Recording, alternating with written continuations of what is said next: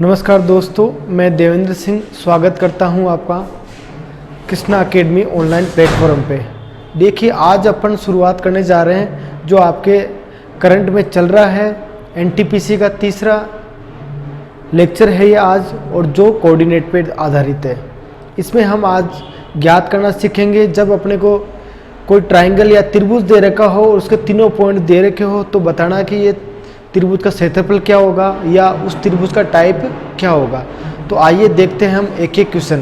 पहला क्वेश्चन देखते हैं ना। देखिए, पहला क्वेश्चन ये है, जब आपको 3 पॉइंट दे रखे हैं, पहला 3,5, दूसरा -2,0 और तीसरा है 6,4। इनसे मिलके जो बनने वाला त्रिभुज है उसका क्षेत्रफल हमारे को बताना है। तो सबसे पहले अपने एक नॉर्मली ट्राइंगल एक फॉर्म कर लेते हैं।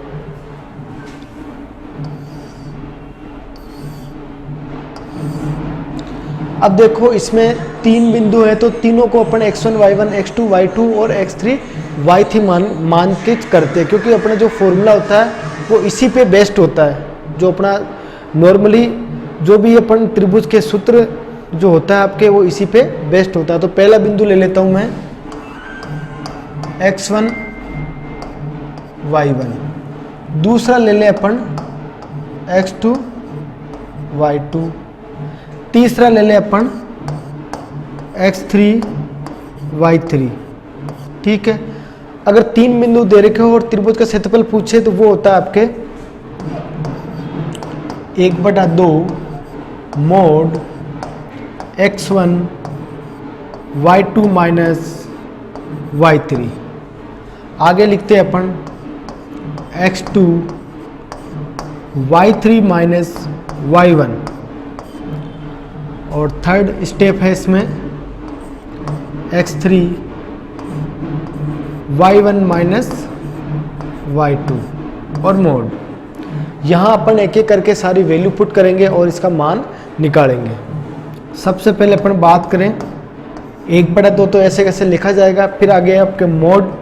अब देखो, बात करें x1, मैं पहले बिंदु क्या मान रहा हूँ, x1 मान रहा हूँ, तो 3,5 को मैं मान लेता हूँ x1 y1, ये ले लिया मैंने 3,5। दूसरा बिंदु ले लेता हूं मैं x2 y2, दूसरा बिंदु दे रखा आपको -2,0 माइनस का 2,0। ठीक है। तीसरा बिंदु लेते हैं अपन 6,4, तो ये ले लिया अपन ने 6,4। अब इसमें वैल्यू पुट करते जाओ। x1 की जगह लेंगे अपन 3, तो यहां लिख दिया अपन ने 3।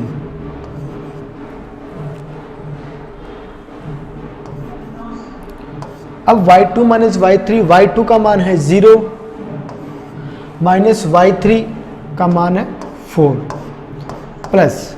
अब बात करते हैं अपन x2 का मान दे रखा -2, तो यहां अपन ने पहले ही क्या लगा दिया, प्लस लगा दिया। प्लस और माइनस क्या हो जाते हैं आपके माइनस।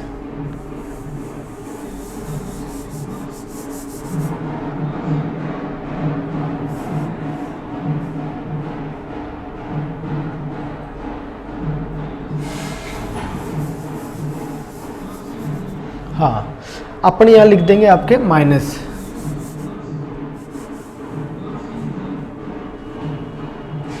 तो यहाँ लिख दिया मैंने माइनस।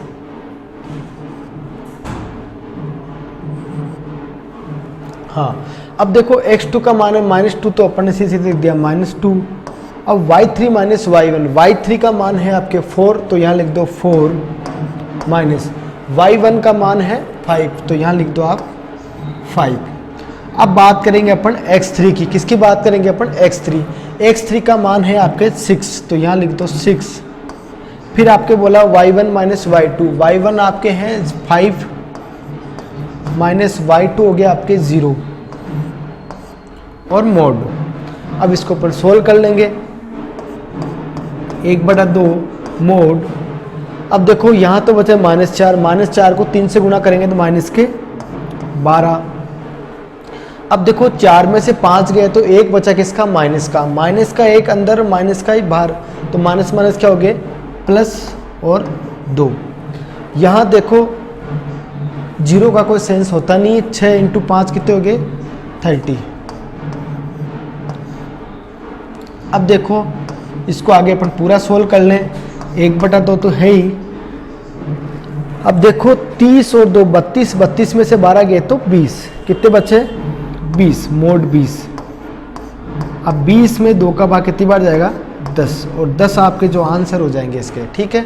अब देखो यहाँ मोड का मतलब क्या होता है, मोड का मतलब होता है कि इस संख्या का मान धनात्मक रहेगा। कभी भी ध्यान रखना, आयतन, क्षेत्रफल, लंबाई, समय, ये हमेशा किस में होते हैं, धनात्मक होते हैं। तो इसलिए यहाँ पर अगर कैलकुलेशन के बाद अगर माइनस भी आ रहा है तो आपको प्लस में ही लेना है, इसको ऋणात्मक में नहीं लेना है, क्योंकि ऋणात्मक चीज़ों का यहाँ कोई वजूद ही नहीं है, महत्व नहीं है। क्योंकि 0 से कम तो कोई मतलब नहीं है, क्योंकि क्षेत्रफल अगर 0 से कम हो रहा है तो इसका मतलब तो ना ही नहीं है, मतलब 0 का मतलब तो है कि वो चीज़ वहाँ है ही नहीं या उसका संबंध ही नहीं है। 0 से भी कम होना तो वो एक सेंस से बाहर है।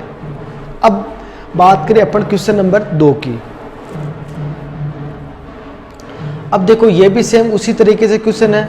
अब देखो पहले बिंदु को मान लो x1 y1, तो इसको ले लो आप x1 y1। दूसरे बिंदु को ले लो आप x2 y2।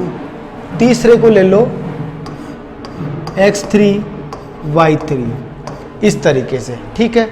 अब अपन रखते हैं इसको फॉर्मूले में। फॉर्मूला क्या कहता है आपके, डेल बराबर 1/2 mode x1 y2 minus y3 plus x2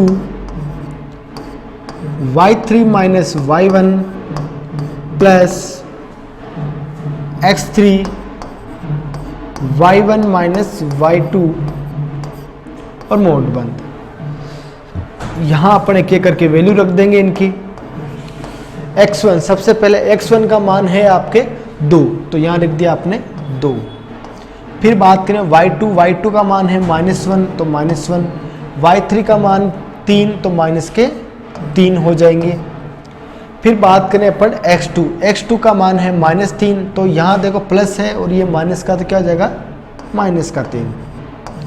अब देखो y3 की वैल्यू कितनी है, 3 ही है। यहाँ देखेंगे अपन क्या है, 3 ही है। अब बात करें y1 कितना 4, तो 4 लिख दो, प्लस x3, तो x3 प्लस का, तो यहाँ पर भी क्या आ जाएगा प्लस में 5। अब बात आई है y1 माइनस y1 का मान है आपके 4, तो यहाँ लिख दो आप 4 माइनस y2 का मान कितना है -1। अब ये भी माइनस का और ये भी माइनस का, क्या हो जाएगा प्लस, और क्या लिख देंगे यहाँ पर 1। अब इसको अपन सोल्व कर लेंगे। क्या, अब देखो -3 और -1 कितने हो जाएगा -4, और -4 को 2 से गुणा करेंगे तो -8। अब देखो 3 में से 4 गए तो -1, और माइनस क्या हो जाएंगे +3। यहाँ देखेंगे 4 और 1 5, और 5 × 4 कितने हो जाएंगे 20। अब देखो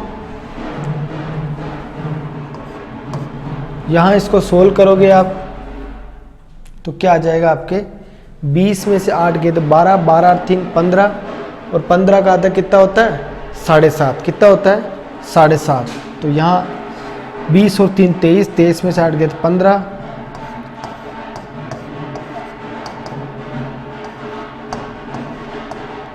7.5, जो आपके यहाँ लमसम 8 हो रहा है, ठीक है।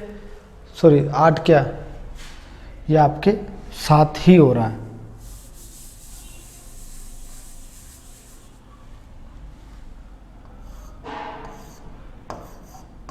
तो आपके कौन सा ऑप्शन हो जाएगा, फर्स्ट ऑप्शन राइट हो जाएगा यहाँ पर।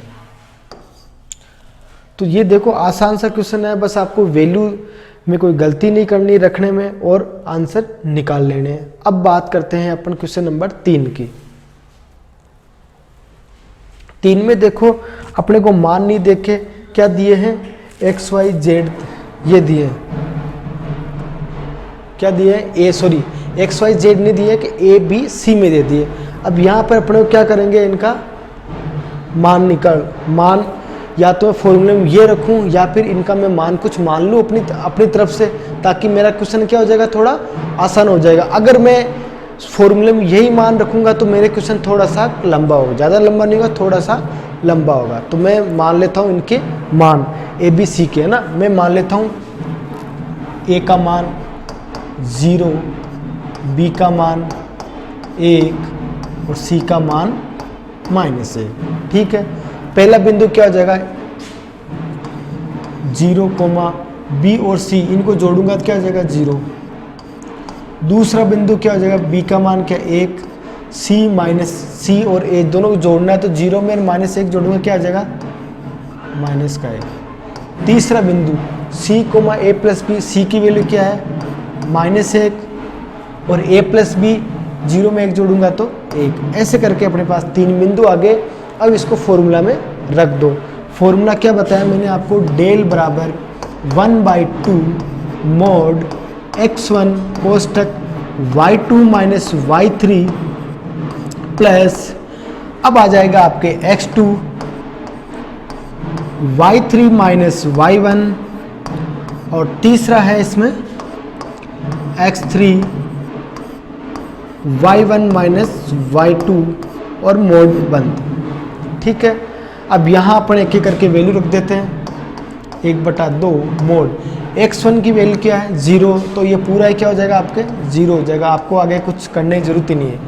x2 की वैल्यू क्या 1, तो 1 रख दो। y3 माइनस y1, y3 कितना 1 और y1 कितना है 0।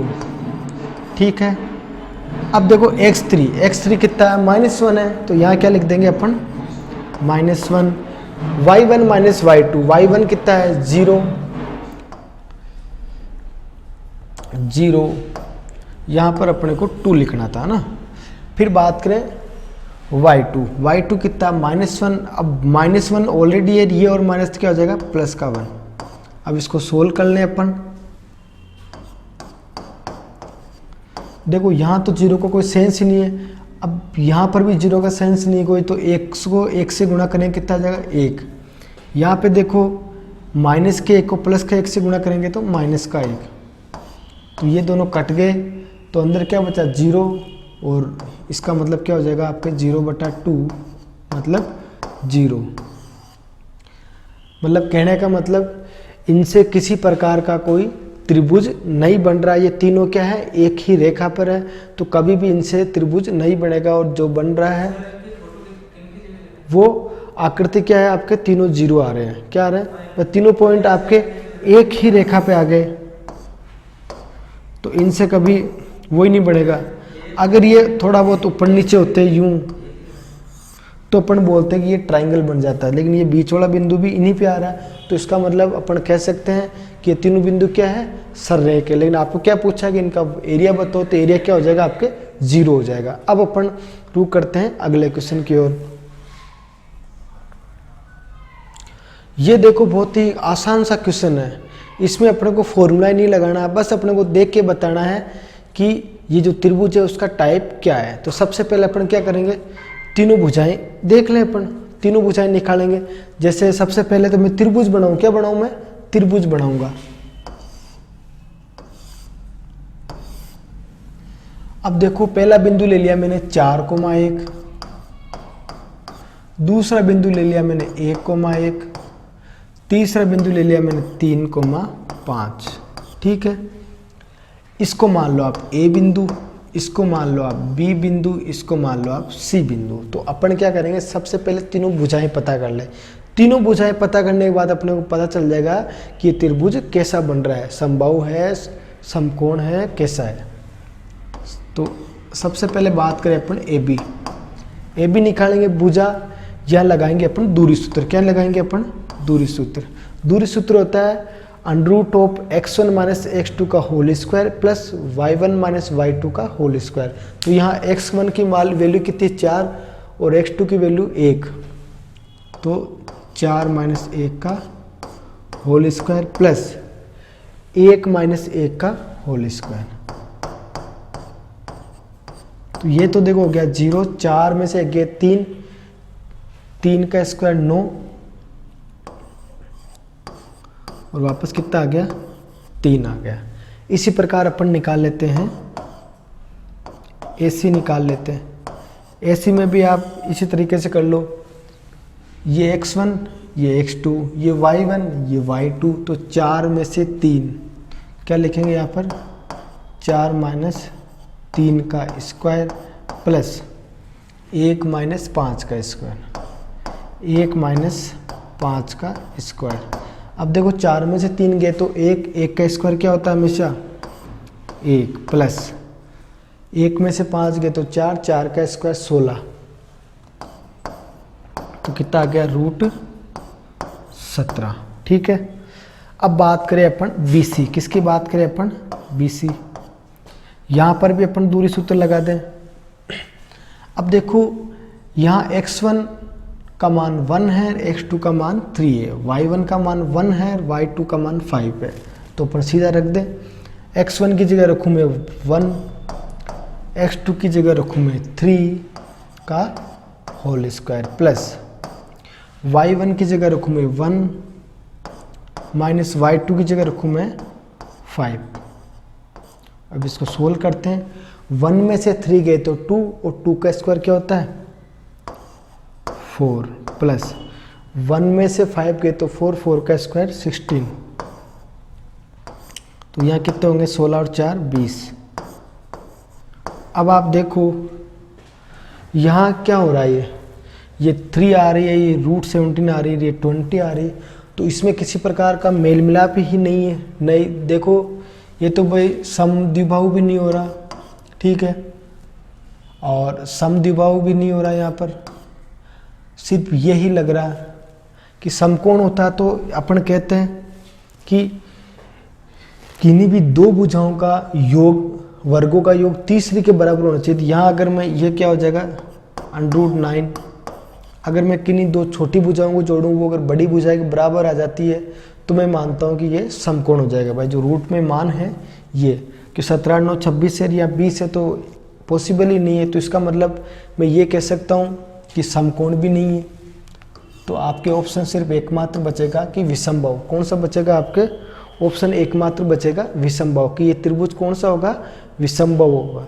इस प्रकार आज अपन ने सीखा है कि जब त्रिभुज के 3 बिंदु दे रखे हैं, तीनों शीर्ष दे रखे हैं, तो वो त्रिभुज की प्रकृति चेक करेंगे, वो त्रिभुज कैसा है, और साथ ही उस त्रिभुज का क्षेत्रफल क्या होगा। ये 2 चीज़ें अपन ने ज्ञात करना सीखा है।